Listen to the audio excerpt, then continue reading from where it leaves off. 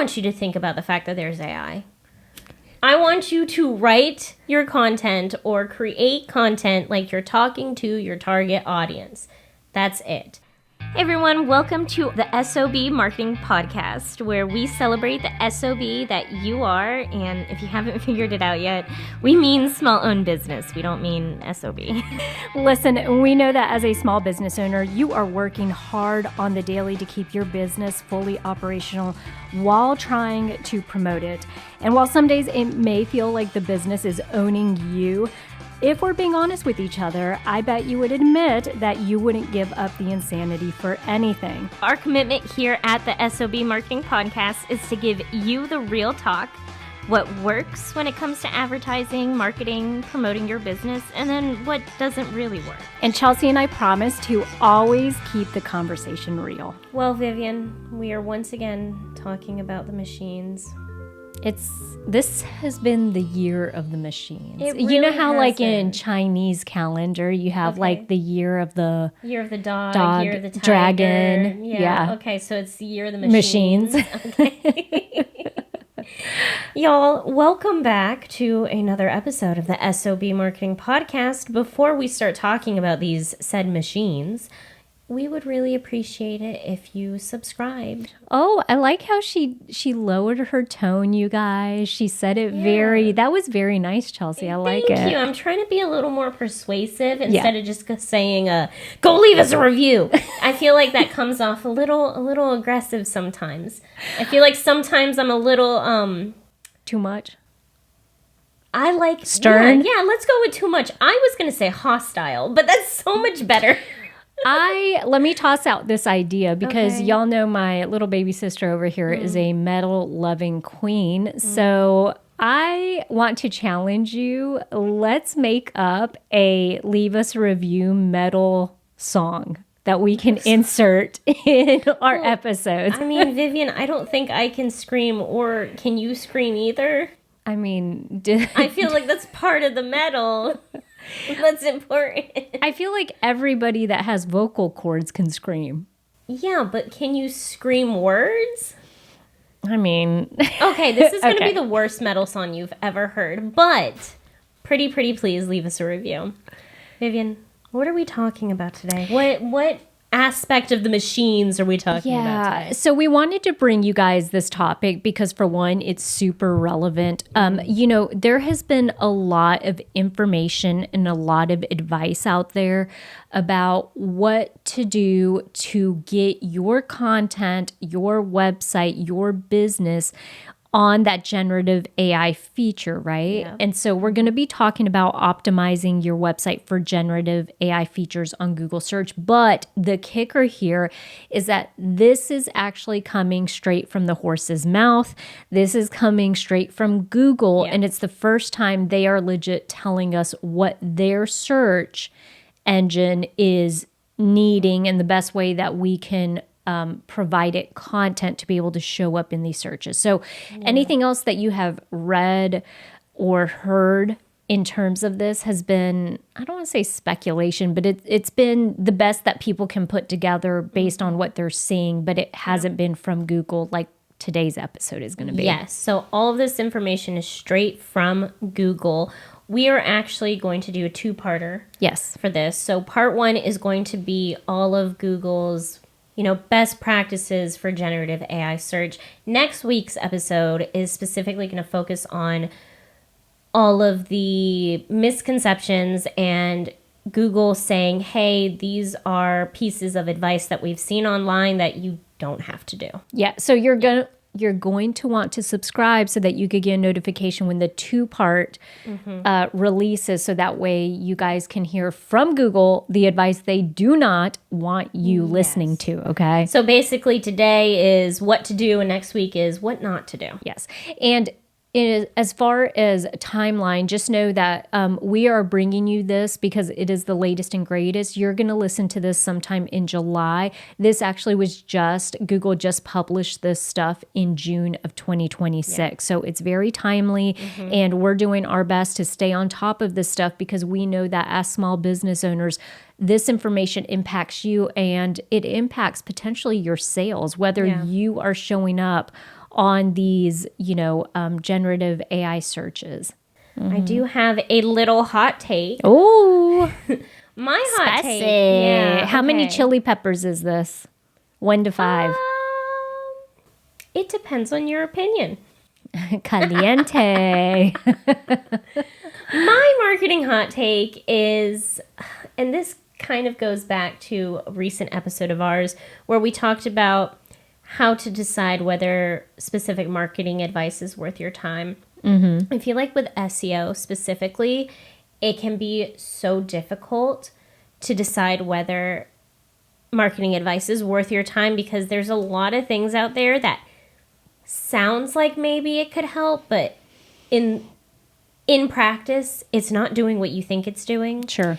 And I just feel like there are a lot of marketing gurus out there that are talking about how to hack the AI system, and that's not how this works.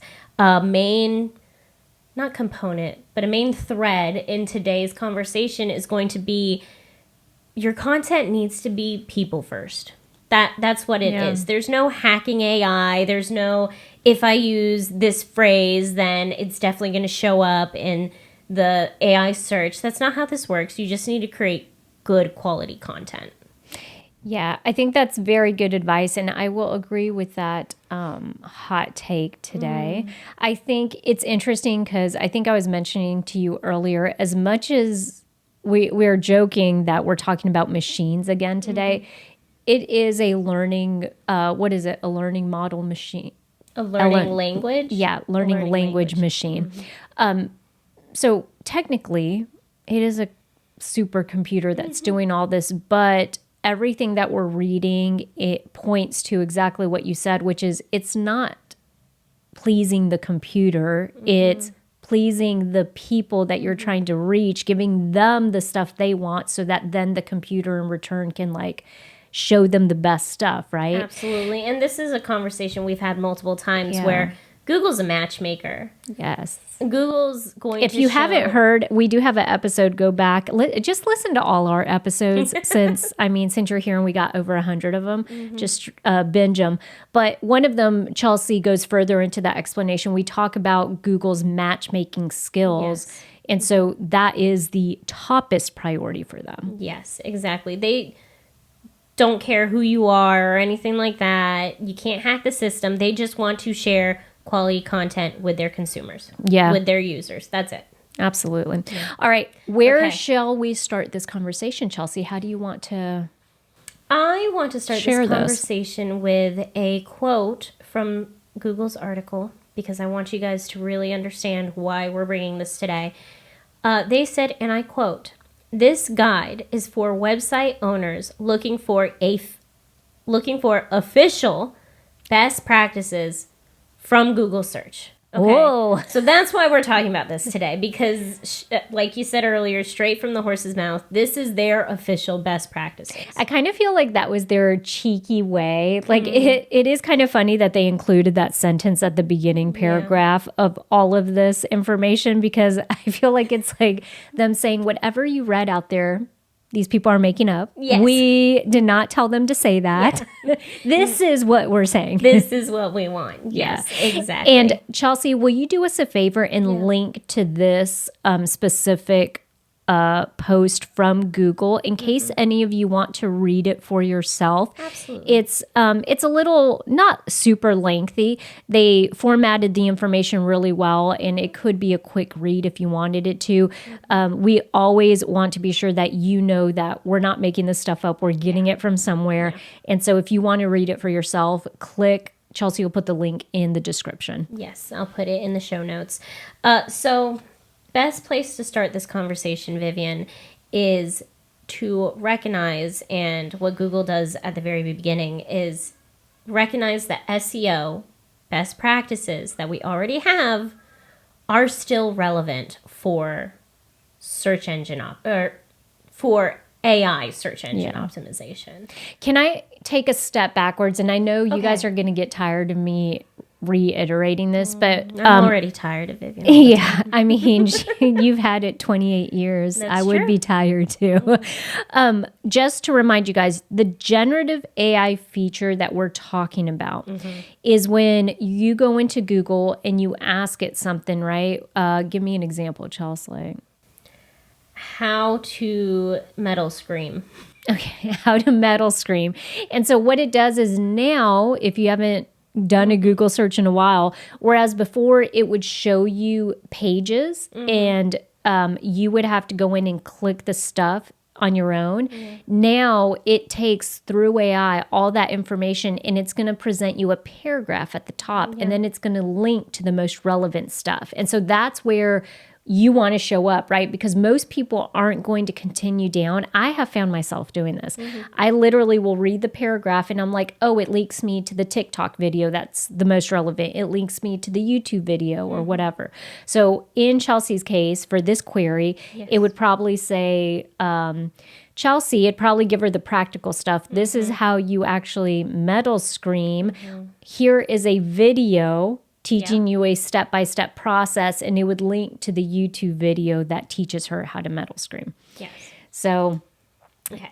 Yeah. So, but the key here is Google has stated that your best practices for regular SEO are still going to work in this specific scenario. And they specifically state in the article that the reason that it's going to continue to be relevant is because their generative AI features on Google search are rooted in their core search ranking and quality systems. yeah, so they introduced two interesting things. They said that this generative AI is based on two things, okay? It's based on, this was the first time I heard this phrase, retrieval augmented generation. Okay, so it explains it just as a technique used to improve the quality, accuracy, and freshness of the AI responses. So it's doing all of that data mining per se to bring you the most relevant thing, right? And they want to be sure that it's not outdated and all of that stuff. So essentially what it says though is at its core, when it's doing this RAG, retrieval augmented generation, what do you think it's using as its basis? It's using the original search engine optimization information. It's using that original algorithm. Yeah, and so the idea being just like in your 2000s Google searches back in the day before AI, you would put your question in there and it would show you like the 10 links, right? Or 10 pages, and you would have to click on each one. Remember, the pages listed at the top, the websites, are going to be the ones that are using this SEO because that's how it was ranking them. It was like, oh, this is the most relevant website for her query. Now, what they're doing is this this retrieval augmented generation is saying, okay, we're going to take those top websites that would have been listed and we're going to further data mine it. So if you would have been listed on like 10 pages in on a Google search results, obviously you have no chance of being even pulled from that. So that's the thing. At its core, that's why the old school SEO is still going to work. The other feature that the AI is taking into account is query fan out. Okay. So when you ask Google a question now and they're trying to pull all of the relevant information to put in that top paragraph, they're not just searching how to metal scream. Like they're not just searching that key phrase. They're also looking at all the relevant queries. So maybe perhaps metal screaming, not advice? Classes. Yeah, something metal like that. Metal screaming classes. Yeah. Coach for a Metal vocal coach. There metal you go. Coach. Yeah. So it's going to, instead of just focusing on my original question, it's going to search all of those queries. Yeah. So that it can find all of the relevant information to give me in that paragraph. And remember, it's funny, we said this at the beginning, Chelsea said it with her hot take. As much as we are talking about machines, the machines understand that their purpose, right, is to actually try to find the best information and content for what that person's looking for. So basically what the machine is saying is AI is going to say, well, if Chelsea's asking this, these are other logical questions that she's probably asking, right? So I think that just remembering that is always a good idea. So now we're going to get into the actual, foundational practices. This is a review of the typical SEO practices that we say for any website.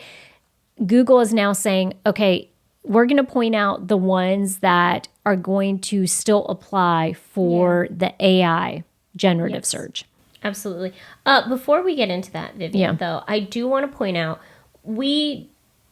I don't remember how recently we had this conversation, but we have had an episode on AEO and GEO, which are relevant SEO terms specifically relating to AI. Go listen to that episode if you haven't listened to it.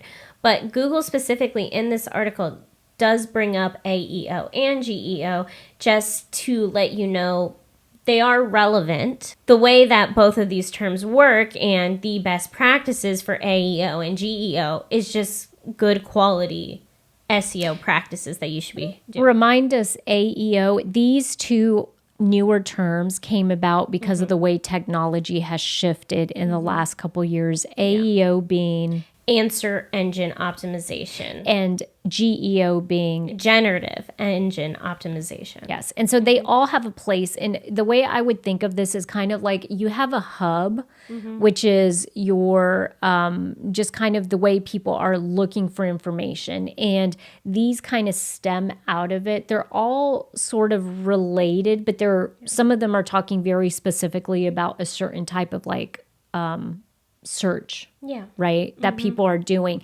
And this is because we have now been exposed to this newer technology that's giving us information a lot quicker and all that. So what we're looking for could be a little different than, So to say it simpler, AEO and GEO are in the umbrella of SEO. Yes. And so Google is saying if you focus on AEO and GEO, that's fine because it's still in the umbrella of SEO. Yeah, but I'm guessing they're probably saying, but if you focus on SEO. Yes, if you focus on just SEO. Then you're covering both of them. Yeah. Yes, you're covering basically all of the stuff. So yeah.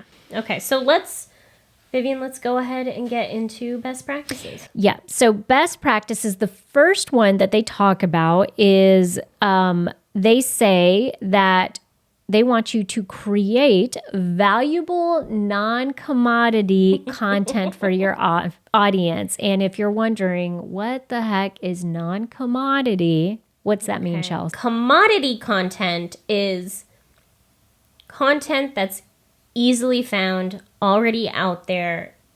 It's not really, maybe you phrased it differently, but it's not your perspective. You're not bringing anything new to the story. You're kind of just rewriting someone else's advice. So this could be like... So how about 3 tips to metal scream? Yes. Okay. It's... Or 3 tips to perfect your metal scream. Sure. Okay. Sure. If you're not adding anything different to the conversation... That's very broad. That's very broad, and that's something that people can find anywhere. So why would they show your content? Sure. So then what would be a non-commodity content version of that? Ooh, if I'm Melissa Cross... So Melissa Cross is a very famous metal vocal coach. She has trained a lot of amazing people. And because she has that firsthand experience, she's unique, she's the top person in her field, saying something like, my top 10 tips for Noah Sebastian when I was training him on how to scream correctly. Something like that. That's a very long title. I was going to say, you might want to reword that. That would be... Well, I'm not Melissa Cross, so it's fine. I'm not writing this article. Well, no, but the point is... It would be like 3 tips I gave Noah Sebastian to perfect his metal scream or something like that, right? So that was an equally long title. But it made more sense. Did it, though? I think mine also made sense, too. Okay, but... You guys tell us in the comments, are you Team Vivian or Team Chelsea? The point is that you are focusing on your very unique experience. Yeah. And you're sharing your specific knowledge. Yeah, and so that's non-commodity. So basically what Google is just telling us is like, hey, if you're creating valuable non-commodity content for your audience, something that speaks to them, something that they are going to be interested in, that's what you should be doing. Yeah. Then, you have a better chance of landing in that generative AI search results. Yeah. Yes, phrases that they mention in this article that are very important. Unique point of view. You're sharing your unique point of view, and you're creating content that's helpful, reliable, and people first. And we've said that a lot on this podcast. And I hope this kind of is a relief to everybody. If you are feeling that you're struggling with like posting on social media because you're basically just kind of taking what you're seeing out there and you're regurgitating it, or you're just repackaging it. Yeah. Google is pretty much telling us like, hey, that's not going to make you stand out. What they're looking for is a different perspective. What they're looking for is a video that stands out, that is going to give someone, their direct experience. And so if you're just creating content that's just like everyone else's, then you're less likely to show up. Yeah. Vivian, this next tip I feel like is super important when we're talking about AI because of the tips that I've seen floated online. You want to organize your content in a way that helps your readers. Okay, what's that look like? Okay. You're going to write it, for one, I don't want you to think about the fact that there's AI. I want you to write your content or create content like you're talking to your target audience. That's it. In my personal opinion, I think they mention organizing content because a lot of tips out there are focusing on lists when it comes to AI. And we have brought this up before. AI likes lists. They do. If it doesn't make sense for your content to be in a list, don't put it in a list. So I think the thought doesn't end there. When you said AI likes list, to finish that thought, it's if your target audience is going to need the list, if it makes sense. Yeah, if it makes sense for your target audience to need a list, then AI wants to see a list. But if you don't need a list, don't just create one. It's not going to work. Like, that's not how this is. Yeah. This is not how this works. So think of it this way. If you were sharing like a recipe online, you had a website that shares recipes, you very well could just write an entire recipe without breaking up the content, right? But if you think to yourself, it would be easier to have bullet points so that it individually lists the steps, right? So people could digest it as they're following along. That is what they're saying, if it makes sense, and that's... organize the content to help the readers. Absolutely. That was a great example, Vivian. Yes, like your recipe needs to be in bullet points. Right. If I'm a music blogger and I'm sharing my opinion on this latest album of something, I really don't think it needs to be in a list. Yeah, that's right. I don't think list form is going to help in that scenario. Right. Another thing that they mention in this article, which again, a lot of this is just common SEO, but add high quality images and video. High quality, that's important. I want to say it's also really important that the imagery or the video actually makes sense with the content that you're sharing. So it's not adding an image is going to help this get pushed out. Right. It's adding a relevant image that adds something to the conversation is going to help your SEO. Yeah, the way I would think about this too is like, let's say if you do have a blog for your business, and I probably would not be adding images for us. Like if we had a a blog where it was specific to the content that we're sharing, I would not add an image of like a sunset. Yeah. Okay, that doesn't make any sense. Now, what I would add an image of is, let's say in Canva, I create an infographic to show the graphical representation of something that I'm like talking about in the blog post. Then visually that might help some people. Maybe they're like, oh yeah, I like seeing it in graph form. Yeah. Or I like seeing it in a pie chart, right? And so then that's what Google's saying is like the more stuff you give it like that, it may actually pull even the images into some of these if it's good enough, right? But if you're just posting, you know, a beach sunset and it's not related with your metal coaching tips. It's not related to anything. Why would they pull it? It's like that's not yeah. So I wanted to bring that up. That's an important part when it comes to imagery and videos. You know, it needs to be relevant. You also want to focus on what your users want and to avoid overdoing it. I think this is a very important bullet point, Vivian. This was a big one. Again, I want you guys to think about your target audience. I don't want you to think about the fact that there's AI now that might pull from your content. Yeah. Well, and also let's just not try to cheat the system. This is the thing. If you're trying to like trick the AI into, let's just not do that. Do the easy thing. The easy thing is, how is it best for people to consume this information? Yes. Right? Is what the person that I eventually want to buy from me, how would they like to see this information, right? Because remember, if we're talking about it takes 7 to 8 touch points before someone buys from you, this might be their first introduction into your business.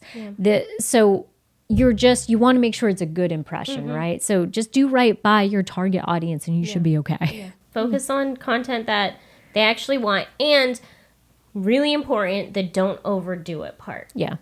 I want to know, in the comments, let me know if you have ever heard about Google's scaled content abuse spam policy.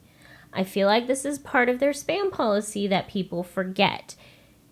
If you are creating content that you've separated, but doesn't really need to be separated, because you're just trying to game the system. Your content, you're just trying to game the system. You're just trying to separate it so it looks like you're pumping out a lot of information, but it doesn't need to be separated. That's spam. That's against Google's spam policy. So, what this would look like is, let's say you remember Chelsea talked about, what'd you call it, the fan out, the query fan out. Query fan out. Okay, so just like if you are looking for a very specific question, and then the AI is like, oh, but with this question they would probably have these follow-up questions, so let me just query all this and then package it up nicely, right? So it has all the information there. If you're like, great, what I'm going to do is I'm going to think about what other queries they could be. And for each one of those, I'm going to write a blog post. But let's say your blog post, you only have like 3 sentences in each blog post, because that's like, you know, how direct the response would be. Google's going to be like, this is spam. Yeah, man. Like you literally could have done one blog post with all of these questions in it, right? Like answering all of it. Or maybe you're writing more, but you're being very repetitive. Yes. You only needed one blog post for it. Yeah, they can tell. And in what we are reading through this thing that Google put out there is they remind you several times in this article that the AI is very good at what it does. It doesn't need you to repeat yourself. It doesn't need you to like hit home something like 3 or 4 times. Because think about it. If someone is reading something that you've put out there and you're repeating yourself 4 times, they're going to get tired of it. And so the AI knows like it's just, if it's bad for people, it's not good for AI either. They don't want that mess. So, so be concise.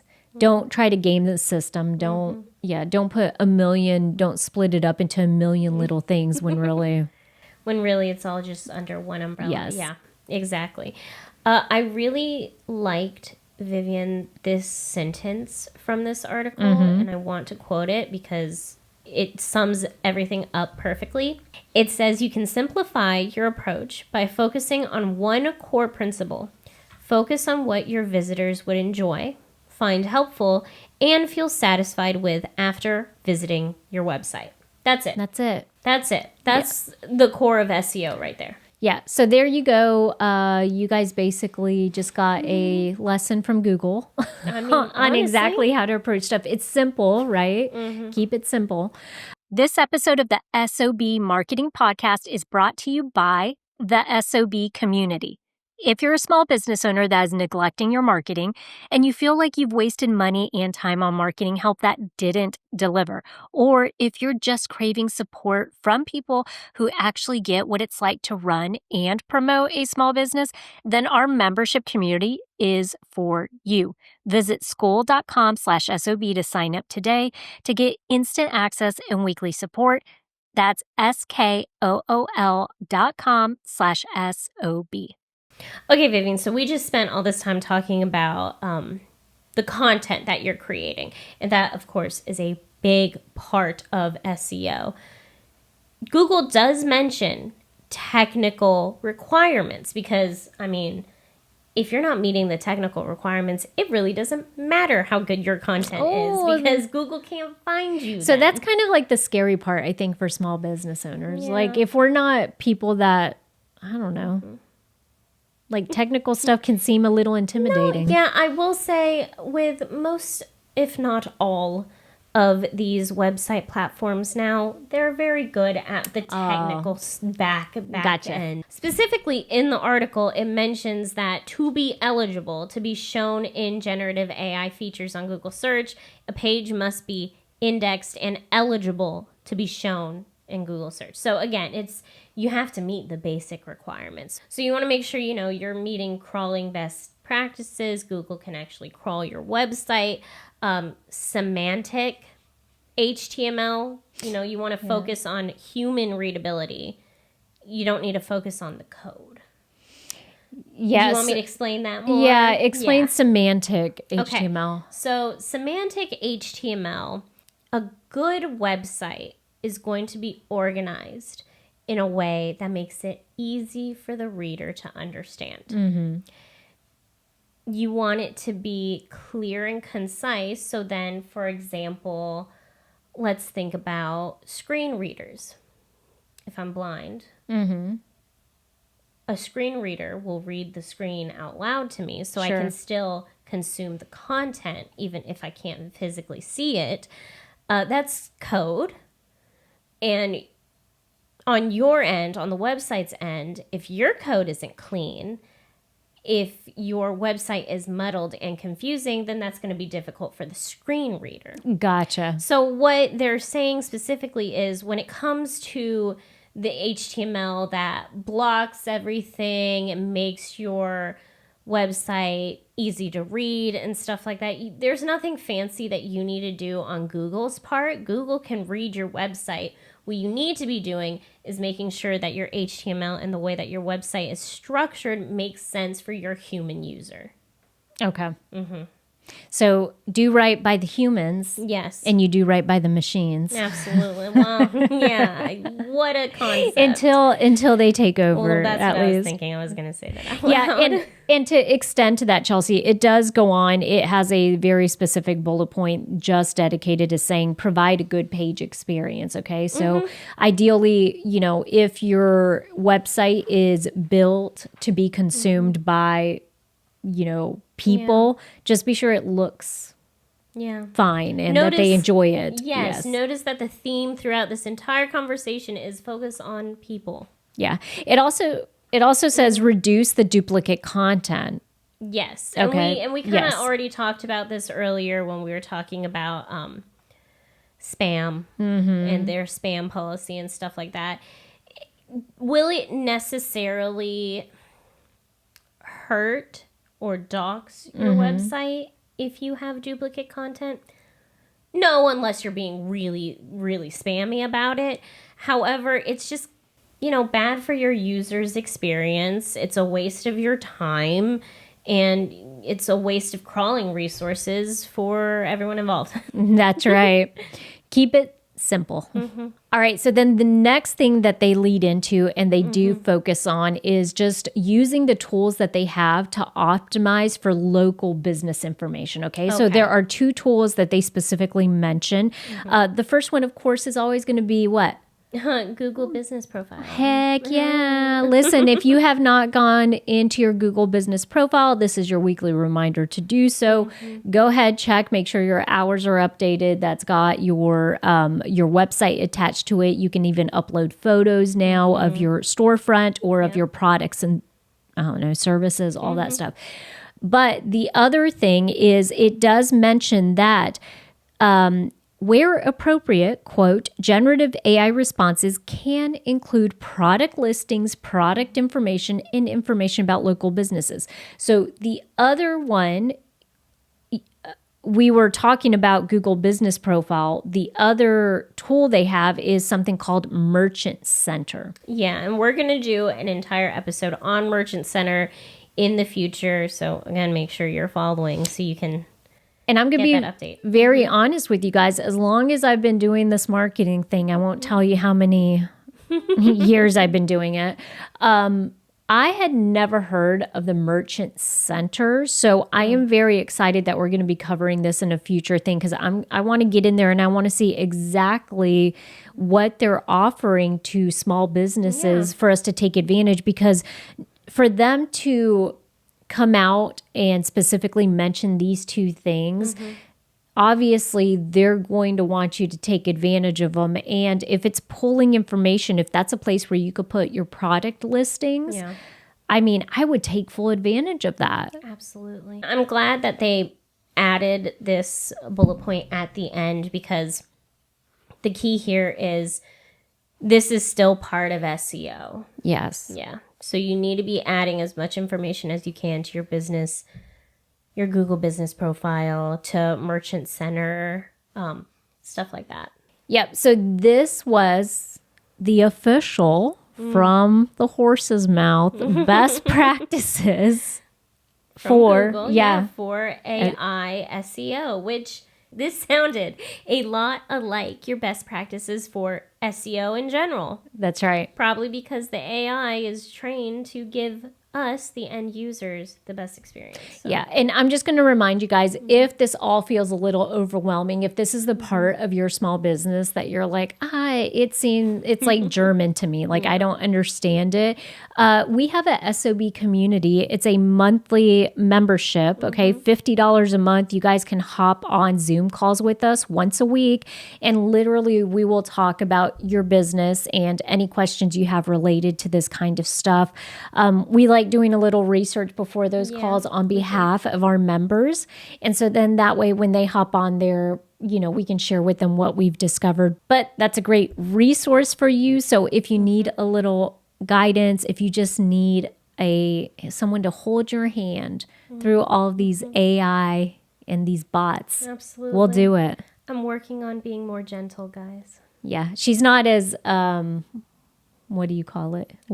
Aggressive. What was the term you used earlier? Hostile. She's not as hostile. We're working on her. We're working on it, yeah. Yeah, we're going to take all her screamo music away. No, we're not. Well, you guys, again, don't forget to listen to next week's episode, because we're going to be talking about what Google said in this article about worst practices, about things not to do when it comes to SEO.